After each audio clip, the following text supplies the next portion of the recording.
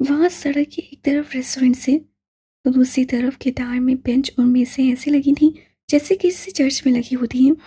दरमियान में खुली सुरमाई सड़क थी जो गुज़िश्ता रात की बारिश से अभी तक नम थी।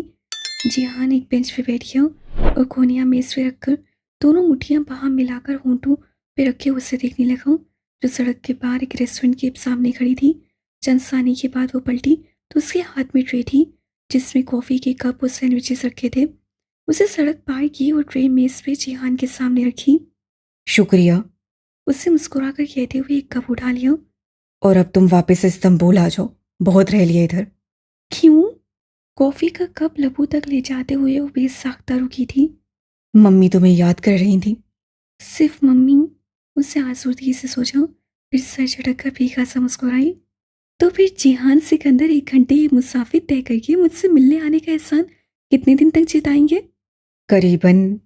जिहान मुस्कुराकर कुछ कहते कहते रुका। उसकी आंखों में उलझन उभरी। तुम्हारी आंख पे क्या हुआ है?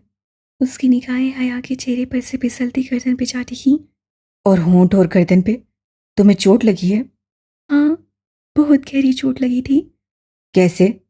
वो जरा तफक्कुर से कहता, आगे को और कप मेज पे रखा। मैं गिर गई थी, बहुत बुरी तरह से गिर गई थी। वो उसकी आंखों में देखते हुए भी कहीं दूर चली गई थी। ओह, अब ठीक हो? हया ने जवाबन इस बात में सर हिला दिया। और ये तुमने अपनी उम्र से इतनी छोटी लड़की से दोस्ती करना कब से शुरू कर दी? जब से अपनी उम्र वाली साथ छोड़ गई। एक भूजल सी खामोशी दोनों के दरमियान हायल हो गई। एक ना खत्म होने वाले कर्ब ने सड़क किनारे लगे बेंचेस से गिटार को घेरे में ले लिया। करीब में एक बच्चा 3 गेंदें जो मोटे मोटे सर्द लीमू से मुशाबत थी यूं उछालते हुए चला रहा था कि कोई गेंद गिरने न पाती थी। खैर, ये दोनों बहनें उम्र में इतनी छोटी नहीं हैं, बस चेहरे से लगती हैं। आयशे 20 साल की है और छोटी बहारें 9 साल की। उन्होंने मेरी मदद की थी, यूं हमारी दोस्ती हो गई। कैसी मदद? मेरे बालों पे कुछ गिर गया था हादसाती तौर पे, और आयशे ने उतार दिया। मगर तुम फिक्र ना करो, अब सब कुछ पहले जैसा हो गया है। मगर कुछ तो बदला है हया। वो कॉफी की खून लेता जरा उलझन से उसको देख रहा था। हाँ, कुछ तो बदला है। वो इस बात में सर हिलाकर गेंदों का करतब दिखाते लड़के को देखने लगी। एक डॉली था जो किसी निगरान फरिश्ते की तरह उसका पहरा दिया करता था। एक मेजर अहमद था जो उसकी खामोशी सुनने के लिए 3 घंटे तक फोन कान से लगाए रखता था। एक अब्दुल रहमान था जो दूसरे मुल्क में होने के बावजूद उसकी मदद के लिए आता था। और एक जिहान सिकंदर था जो उसकी एक वसाहत में मुतमीन हो जाता था, जो उसके चेहरे के जख्म तो दिख सकता था मगर उसके पीछे उसकी जली हुई रूह उसे नजर नहीं आती थी। जो नजर आता है वो तो सब देख लेते हैं, जो नहीं नजर आता वो कोई कोई ही देख सकता है। और जिहान ऐसे लोगों में शामिल नहीं था। दफातन मैसेज जून बजी तो जिहान ने मोबाइल जेब से निकाला और देखा। मम्मी को बताकर नहीं आया था। अब उनकी तफ्तीश शुरू हो गई है। वो पैगाम का जवाब टाइप करते हुए मुस्कुरा कर कहने लगा, तुम जितनी उनकी मानती हो मैं जानती हूँ। वो मुझसे कुछ मनवाती नहीं है, वरना शायद मैं उनकी वाकई मानता। उससे पैगाम भेजकर सेलफोन वहीं मेज पर डाल दिया। अया ने एक नज़र उसके फ़ोन को देखा। तो वो समवन स्पेशल कौन था जिससे तुम्हें ये फ़ोन गिफ्ट किया था? जिहान ने मोबाइल उठाकर उसकी तरफ बढ़ाया। ये तुम रख लो, मैं और ले लूंगा। इतने सवाल पूछती हो ना तुम मेरे फोन के बारे में। अया ने फ़ोन उसके हाथ से लेकर वापस मेज पे रख दिया। बात को टालो मत, मेरे सवाल का जवाब दो। नहीं, तुम फिक्र ना करो, किसी लड़की ने नहीं दिया था। ये मेरा ऑफिशियल फ़ोन था, मेरी जॉब का फ़ोन। मेरे बॉस ने दिया था। तुम्हारा बॉस? उसकी आंखों में उलझन उभरी। मगर तुम तो अपना काम करते हो ना? हमेशा से तो अपना नहीं करता था। ये रेस्टोरेंट तो 1.5-2 साल पहले खोला था। इससे पहले तो बहुत सी जॉब्स की हैं। वो सर्द गेंदे उछालते बच्चे को देखकर धीमा सा मुस्कुरा कर कह रहा था। इस वक्त उसकी आंखों में कोई नर्म सा तासुर था जो हया ने सिर्फ एक दफा पहले देखा था। जैसे वो कुछ याद कर रहा था, कोई गुमगश्ता किस्सा। एक बात कहूँ जिहान, मुझे लगता है तुम्हें अपनी जॉब और अपना बॉस बहुत पसंद था। वो बागौर उसके चेहरे के तासुरात को देखते हुए बोली। तो जिहान ने पूरी तरह से चौंक कर उसे देखा। तुम्हें ऐसा क्यों लगा? क्योंकि अभी अपने बॉस और जॉब का जिक्र करते हुए तुम्हारी आंखों में जो चमक और मोहब्बत आई है ना, ये मैंने पहले तब देखी थी जब तुम हमारे घर में मुझे उस स्पेशल गिफ्ट के बारे में बता रहे थे। और अब भी ये सब कहते हुए तुम्हारे चेहरा एकदम से इतना ग्लो करने लग गया है कि मुझे लगा इस शिखर से वाबस्ता कोई हास्य याद तुम्हारे जहन में चल रही है। तो तुम चेहरे पढ़ने लग गई हो। मुझे से संभल कर मुस्कुराया हूँ। बताओ ना, तुम्हें अपनी पिछली जॉब बहुत पसंद थी? हाँ, बहुत ज़्यादा। बड़े ऐश थे तब। अपनी राजधानी, अपनी जगह की बात ही कुछ और होती है।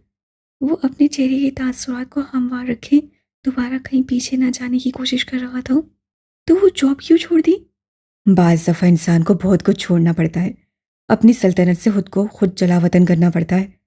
इन शहजादों के जज़ीरों को तुर्क में एडलर कहते हैं, क्योंकि यहाँ इन शहजादों को जलावतन करके भेजा जाता था, जो सलातीन को अपने तख्त के लिए खतरा लगते थे। वो बात को कहीं और ले गया। हाँ, और मैं सोचती हूँ जिहान, वो जलावतन शहजादे अपने पुराने शाहाना दौर को कितना याद करते होंगे। और जो खुद को खुद ही जलावतन करते हैं, उनकी याद में तकलीफ भी दराती होगी। फिर उसने धीरे से सर झटका। आओ, समंदर पे चलते हैं। कुछ देर बाद वो दोनों साइले समंदर में पत्थरों की किनार पे चल रहे थे। हवा से हया के बाल उड़ उड़कर जिहान के कंधे से टकरा रहे थे, मगर वो उन्हें नहीं समेट रही थी।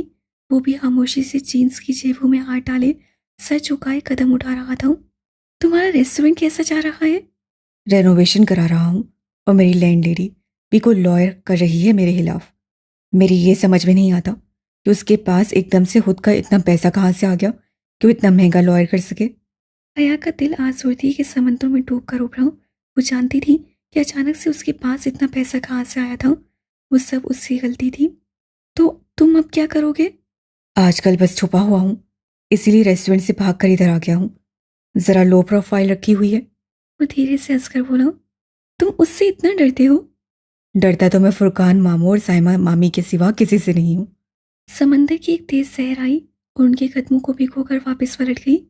ओह, फुरकान मामू की बेटी की मंगनी हो रही है। उससे अचानक याद आया। आया हैरत से रुककर उसे देखने लगी। इरम की? कब? किससे? कल रात मामी का फ़ोन आया था मम्मी को। उन्होंने ही बताया था। फंक्शन तो मालूम नहीं कब है, अलबत्ता रिश्ता तय हो गया है। मगर किससे? फुरकान मामू के किसी दोस्त की फैमिली है। ज़्यादा तफसील मुझे नहीं मालूम। वो शाने उचका कर बोला। वो दोनों फिर से चलने लगे थे। इरम नहीं मानी होगी, ताया ने जबरदस्ती की होगी। वो यही सोच रही थी। तुम्हें पता है जिहान, अम्मा अब्बा और ताया ताई की बड़ी ख्वाहिश थी कि इरम का रिश्ता रोहेल से हो। अब पता नहीं ताया ताई ने कहीं और क्यों रिश्ता कर दिया। मगर रोहेल तो। वो कुछ कहते कहते एकदम रुका। जिंदगी में पहली दफ़ा उसे लगा कि जिहान के लबों से कोई बात गैर तौर पर फिसली थी। मगर रोहेल क्या? वो चौंक कर उसे देखने लगी। रोहेल की तो अभी काफ़ी स्टडीज़ रहती हैं। वो बात बदल गया था। वो शर्तिया कह सकती थी। रोहेल की पढ़ाई खत्म हो चुकी है। जब मैं पाकिस्तान वापस जाऊंगी वो तब आने ही वाला होगा। जवाबन जिहान ने एक गहरी परखती नजर उस पर डाली। तुम्हारा रोहेल से राब्ता है जिहान? पप्पू ने एक दफ़ा बताया था कि तुम लोग इन टच हो।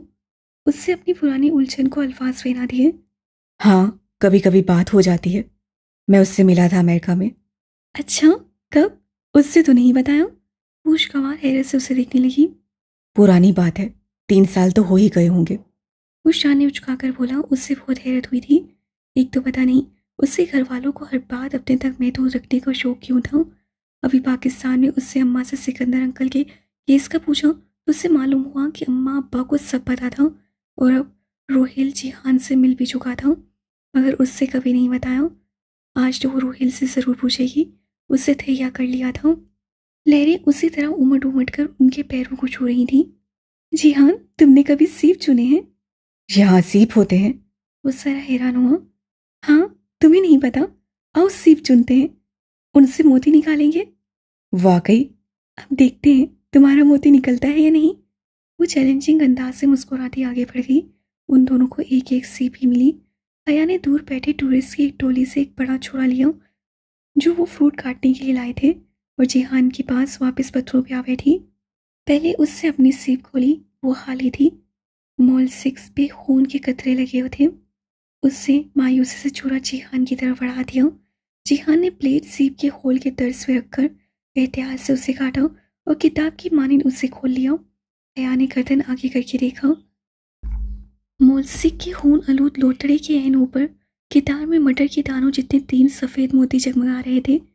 वो मुतखैर से उन चमकते मोतियों को देख रही थी।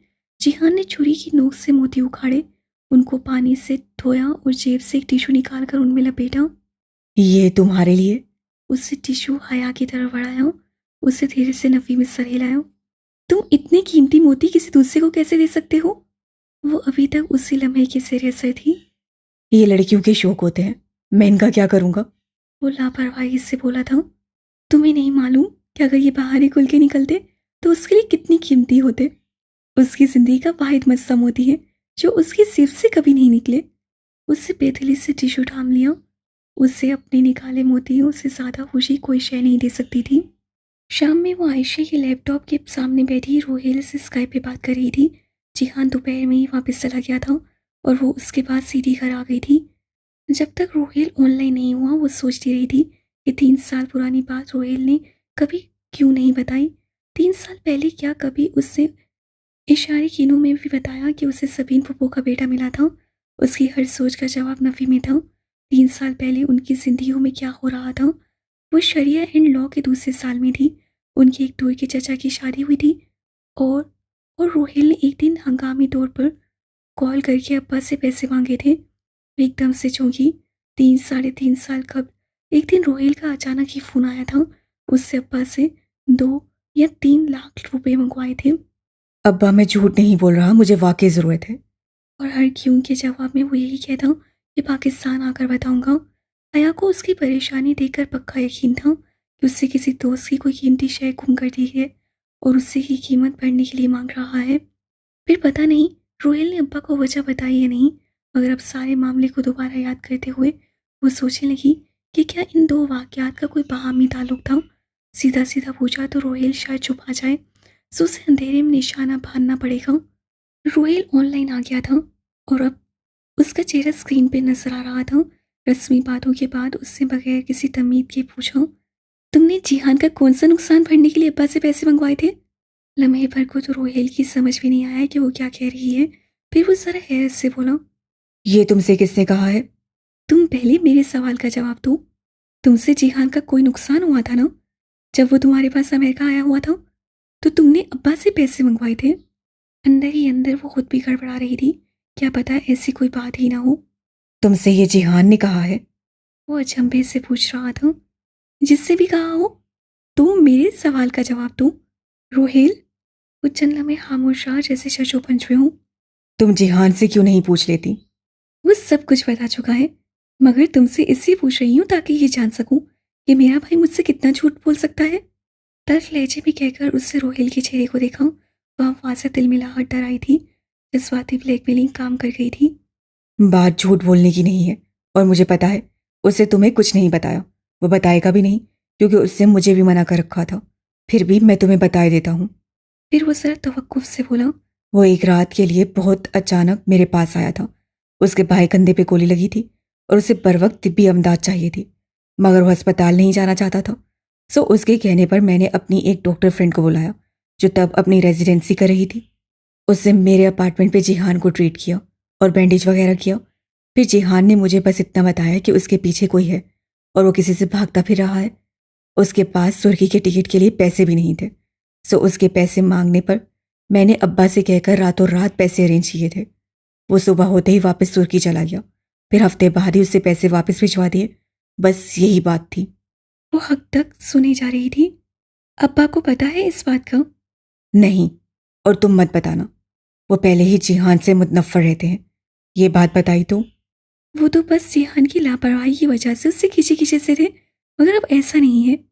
नहीं, वो किसी और बात पे उससे बरकश्ता थे। अब मत पूछना कि वो क्या बात थी। मैं अभी जल्दी में हूँ, बाद में बताऊंगा। मगर इतना यकीन रखो कि वो जिस जख्मी हालत में मेरे पास आया था, मुझे वो उसी दिन से अच्छा लगने लगा था।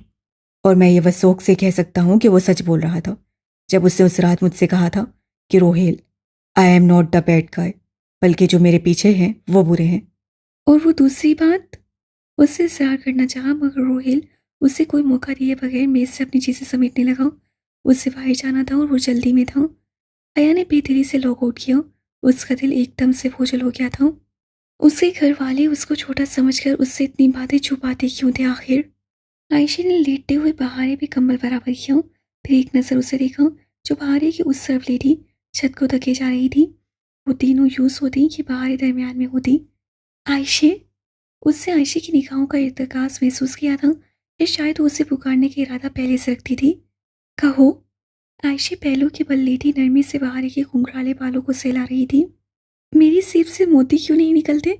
मैं इतना झूठ तो नहीं बोलती। वो छत को तकती कहने लगी। तुम बहारे के फलसफे को जहन से निकाल दो। ये तो रिस्क होता है, कभी निकल आता है तो कभी नहीं। चंद लम्हे कमरे की तारीकी में डूब गए, जिसमें सब नाइट लाइट की मध्यम रोशनी फैली थी। बहारे की बंद आंखों से सांस लेने की आवाज होले होले उभरती रही।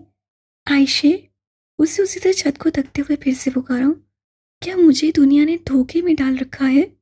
तुम्हें क्या लगता है?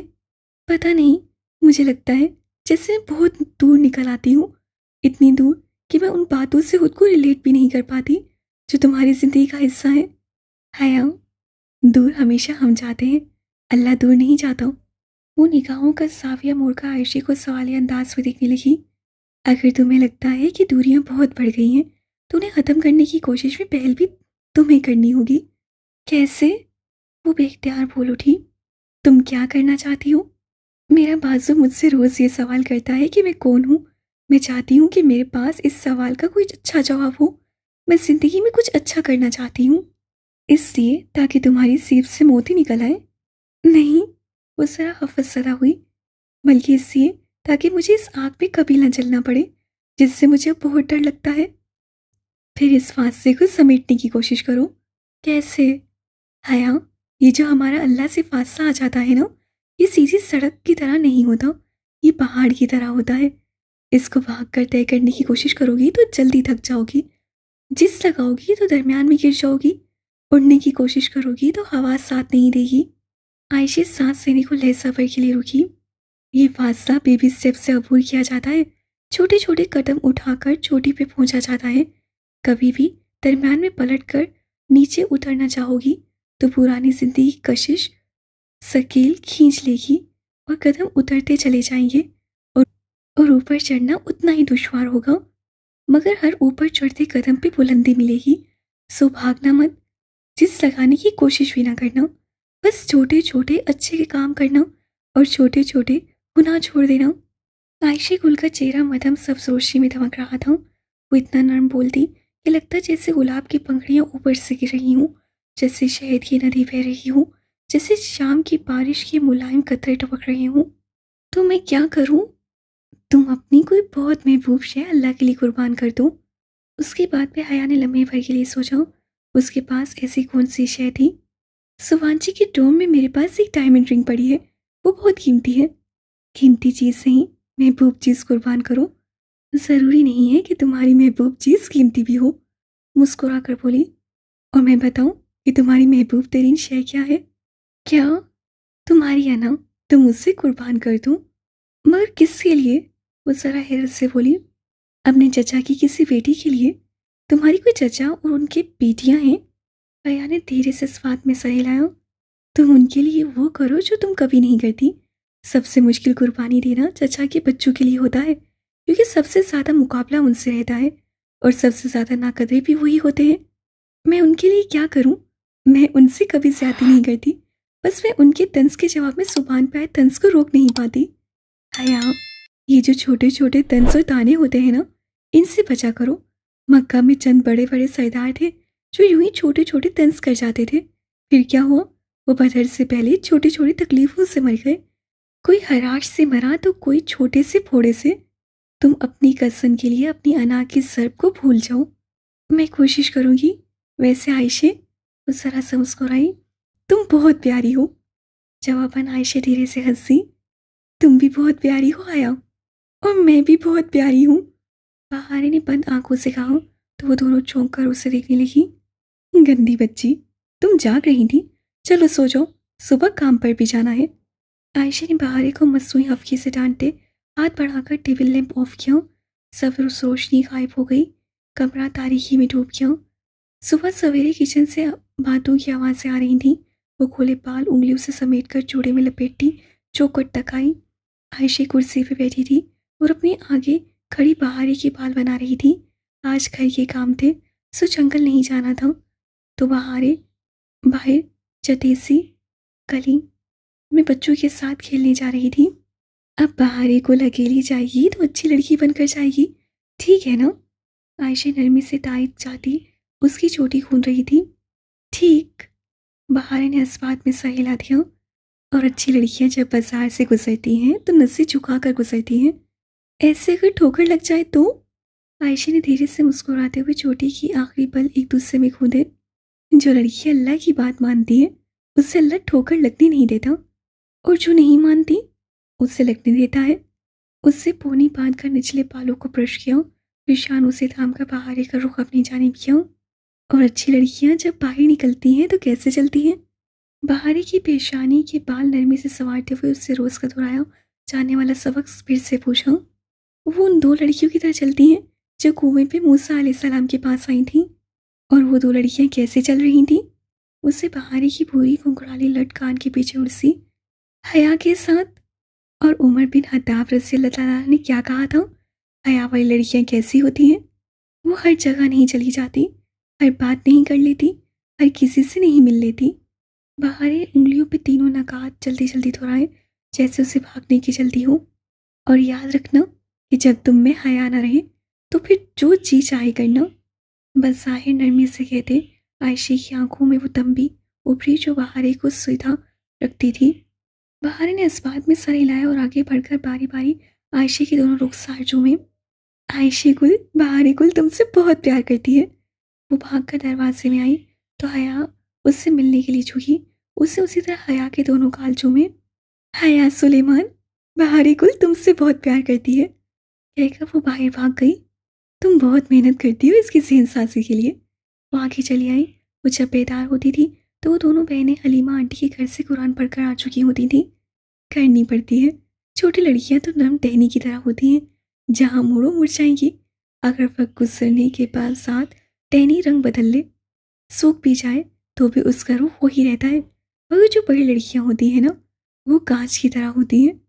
उससे मरोड़ो तो मुड़ता नहीं है, जबरदस्ती करो तो टूट जाता है। कांच को तराशना पड़ता है, और जब तक उसकी किरचियां नहीं टूटती और अपने हाथ जख्मी नहीं होते, वो मर्जी के मुताबिक नहीं ढलता। सही कह रही हो। उसे इस बात में सर हिलाया। अच्छा, फ़ोन की तरह मेरा क्रेडिट ख़त्म है, पाकिस्तान फ़ोन करना था। ओह सॉरी, ये पड़ा है। अब्दुल रहमान का फ़ोन आया था तो मैंने इधर ही रख दिया। और ये तुम्हारी चाय। उससे कॉर्डलेस फ़ोन और हया के नाश्ते का वाहिद जस्ट चाय उसके सामने रखी। क्या कह रहा था वो? बेख्तियार ही वो पूछ उठी। हालांकि उसे पाशा में कोई दिलचस्पी ना थी, बस कुछ पेपर्स का पूछ रहा था। उसी कमरे में रखे थे। बहारे तो खुश हुई होगी उससे बात करके। नाश्ते के बर्तन समेटती आयशे के हाथ जरा सुस्त पड़े। एक आर सुर्खी उसके चेहरे पे बिखर गई। तुम बहारे को मत बताना, मैंने भी उसे नहीं बताया। वो उससे बात करने के लिए फ़ोन नहीं करता, अपने काम के लिए करता है बस। वो उदासी से सर झटक कर काम करने लगी। आया खामोशी से फ़ोन और चाय का कप लिए बाहर आ गई। घास पे शबनम के कतरों की चादर चढ़ी थी। बाहर के फूल हर सो खुशबू बिखेरे हुए थे। वो घास पे बैठकर चाय की खून पर थी।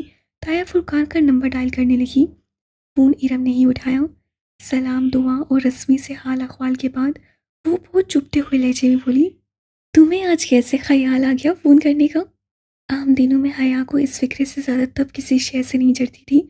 इंसान जब किसी को फ़ोन करे, चाहे साल बाद ही सही, तो वो अगले का ख्याल करके ही फ़ोन करता है। उस पे किसी से गिले से बात का आगाज़ करना मुखातिब को ये कहने के बराबर है कि आइंदा ये ख्याल करने की ज़रूरत भी नहीं है। मगर उससे अब ज़िंदगी में इतनी तकलीफ़ सह ली थी कि उसे महसूस नहीं हुआ, या फिर वो खुद ही नज़रअंदाज कर गई। ठीक कह रही हूँ, मैं भी बस मसरूफियत के बाइस कर ही नहीं पाती। तुम सुनाओ कैसी हो? और हाँ, मंगनी की बहुत मुबारक हो। बहुत शुक्रिया। इरम का लहजा हादसा रुका था। चंद छोटी छोटी नर्म सी बातें करके और इरम की छोटी छोटी तुन बातों को नज़रअंदाज करके उससे फ़ोन रखा तो उसका दिल पहले से बहुत हल्का था। उस रोज़ शाम में आयशा और बहारें जब अपने जानने वालों में किसी की फौतगी पर गई थी तो अया ने घर ठहरना ज़्यादा मुनासिब समझा। मगर अब तन्हाई काट खाने को दौड़ रही थी। वो सारा दिन इकट्ठी होती थी, फिर रात को होटल ग्रैंड के गार्ड्स गेट पे और दो गार्ड्स जतेसी के सिरे पे आकर पहरा देते थे तो एक तहफ़्फ़ुज़ का एहसास घेरे रहता था। अलबत्ता अब वो बहुत तन्हाई महसूस कर रही थी। पहले तो ऊपर स्टडी रूम में आ गई, जहाँ उसकी तस्वीर दीवारों पे आवाज़ा थी। उसे यूँ अपनी तस्वीर इधर देखकर हमेशा बहुत कोफ्त होती थी। वो मेट्रो स्टेशन की सीढ़ियों के धाने पे ज़रा सी लड़खड़ाई थी। टूटी सुर्ख जूती पाँव से लटक रही थी। वो अपनी सुनहरी सिक्कों वाली फ्रॉक में पाशा की स्याह कार से निकल रही थी। और भी तुर्की और पाकिस्तान की बहुत सी तस्वीर। पाशा के बंदे हर पल उसका ताक़ुब करते थे। उसे यकीन था वो बेदिली से बाहर आ गई। उसको ब्लैकमेल करने के लिए उससे बहुत सा सामान इकट्ठा कर रहा था। मगर कोई कमजोरी तो पाशा की भी होगी। कुछ सोचकर उससे गर्दन उठाकर ऊपर देखा। गोल चक्कर खाता लकड़ी का सीना तीसरी मंजिल तक जाता था। वहाँ पाशा का कमरा था। बाहर बात बेबात जिक्र करती राहदारी का आखिरी कमरा। वो उधर गई तो नहीं थी, मगर जाने में हर्ज भी ना था। उसे उस घर के बारे में जितना पता होता उतना अच्छा था। वो नंगे पाँव सीने चढ़ती ऊपर आई। चाबियों का गुच्छा उससे आयशे की दराज से निकाल लिया था। आखिरी कमरे का दरवाज़ा बंद था। उससे एक एक करके चाबियां लगानी शुरू की। चौथी चाबी पे लॉक खुल गया। उसे धीरे से दरवाज़ा धकेला। वो बहुत शहाना तर्ज का बेडरूम था। ऊंची छत, झिलमिलाता फानूस, दीवार की खिड़की के हल्के सुरमाई मखमलीन पर्दे, कालीन भी सुरमाई। सारा कमरा गहरी नीली और सुरमाई शेड से रास्ता किया गया था। कमरे में परफ्यूम की खुशबू फैली थी। खुशबू परफ्यूम के बेहद कीमती होने की चुगली खा रही थी। उससे ड्रेसिंग टेबल पर रखे नाजुक शीशियों को देखा। एक से एक महंगा परफ्यूम इधर रखा था। वो इधर उधर कमरे में टहलती, हर शय का जायजा लेते हुए अलमारियों की तरफ आई। एक एक करके उससे पांचों पट खोलने की कोशिश की। पहले चार लॉक थे, आखिरी खुला था। उससे पट खोला तो अंदर बहुत से कीमती नफीस थ्री पीस सूट हैंग्स कर्ज में लटके थे। निचले खाने में एक ब्रीफ केस रखा था। उससे एहतियात से ब्रीफ केस उठाया और बेड पे आ बैठी। ब्रीफ केस लॉक नहीं था। आया ने उसे खोला। अंदर चंद फाइल्स रखी थी। ऊपर एक नोट पैड पे स्याह रोशनाई से तुर्की में कुछ नाम फेरिस की सूरत में लिखे थे। वो फेरिस उठाकर पढ़ने लगी। तभी ब्रीफ केस में से बीप की आवाज़ आने लगी। वो चौंकी, अंदर कुछ बच रहा था। उससे घबरा कर जल्दी से कागज़ अंदर डाला तो अंगूठे पे एक हुर्फ की स्याह रोशनाई लग गई। बहुत जल्दी से ब्रीफ केस को वापस रखकर बिस्तर की चादर की शिकन दुरुस्त करती वो बाहर निकल आई। कमरा लॉक करके जब वो सीने उतर रही थी तो लॉन्च का फ़ोन बज रहा था। वो तकरीबन भागती हुई नीचे आई और फ़ोन उठाया। हेलो। जवाबन लम्हे भर को खामोशी छाई रही। फिर एयरपीस में से अब्दुल रहमान पाशा की आवाज़ गूंजी। आयशे किधर है? वो दोनों किसी के घर गई हैं। वो जरा संभल कर बोली। आप क्यों पूछ रहे हैं? चंद लम्हे के लिए वो खामोश रहा, फिर बोला तो उसकी आवाज़ बेहद सर्द थी। आइंदा अगर आप मेरे रूम में गई या मेरे ब्रीफकेस को खोलने की कोशिश की तो अपने पैरों पे खड़ नहीं जा सकेंगी, समझी? बहुत जब से बोला था। हया के कदमों तले से ज़मीन से रख गई। उससे घबरा कर रिसीवर कर डायल पे डाल दिया। फिर अंगूठे पे लगे स्याही के धब्बे को कपड़े से रगड़ कर गोया सबूत मिटाने की कोशिश की। अब्दुल रहमान को कैसे इल्म हुआ? उसका दिमाग कुछ भी समझने से कासिर था। अलबत्ता उसके अंदर कोई उसे कह रहा था कि उसे अब यहाँ से चले जाना चाहिए। लेकिन कसर बयू का था और उन बहनों की कशिश। वो अजीब मुहम्से में पड़ गई। ये अदा चाय की खेत है। अगले रोज़ आयशे ने उसे अपनी एक अजीज़ा कुबरा खानम का लहलहाता हुआ खेत दिखाते हुए बताया था। अदा चाय क्या होती है? उससे उस पौधे की तुर्की नाम का मतलब पूछा। अदा यानी जजीरा और चाय यानी टी। ओह अच्छा, हम भी टी को चाय ही कहते हैं। वो धीरे से हंसी। कुबरा खानम एक मोमर हाथून थी। उनकी फसल तैयार थी, मगर उनके पास कोई हेल्पर ना था जो उनके साथ फसल चुनता। सो आयशे के कहने पर हया ने लकड़ियाँ काटने के बजाय कुबरा खानम के साथ अदा चाय के पत्ते चुनने शुरू कर दिए। चमकते सूरज और ठंडी हवा के इम्तजाज में काम करना मुशक्कत तलब था, मगर वो इस फितरती करीब माहौल में खुश थी। कुबरा खानम से वो छोटी छोटी बातें पूछती रही थी, और जो बातें वो अब्दुल रहमान पाशा के बारे में कर जाती उन्हें ज़हन में महफूज कर दी जाती। उससे होटल ग्रैंड के मामलात में दिलचस्पी होने लगी थी। वो अब तनहा कहीं आती जाती नहीं थी, वरना कई दफ़ा उसका जी होटल ग्रैंड का चक्कर लगाने को चाहा था। वापस जाने का इरादा उससे फ़िलहाल मुलतवी कर दिया था।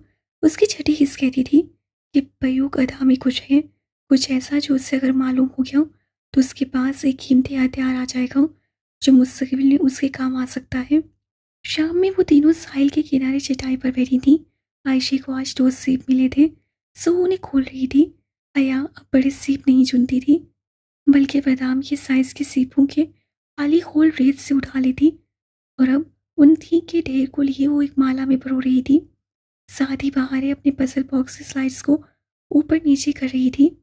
हया, मैं इसे कभी नहीं खोल पाऊंगी। उसका लहजा मायूसकिन था। हया ने नन्हे खोल को सुई में परोते सर उठाकर उसका उदास चेहरा देखा, फिर गर्दन आगे झुकाकर उस पर लिखी नज़म को पढ़ा। ये बहुत आसान है बहारे, ठहरो, मैं तुम्हें एक हिंट देती हूँ। उसे दोबारा से वो नज़म पढ़ी, फिर समझ कर बोली, ये एक सफ़ेद छोटी सी आंख है जो चांदी के संदूक में बंद होती है और वो संदूक नमकीन गहराई में रखा होता है।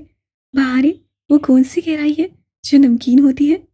बहारे जो उदास आंसू से पजल बॉक्स को देख रही थी एकदम चौंकी।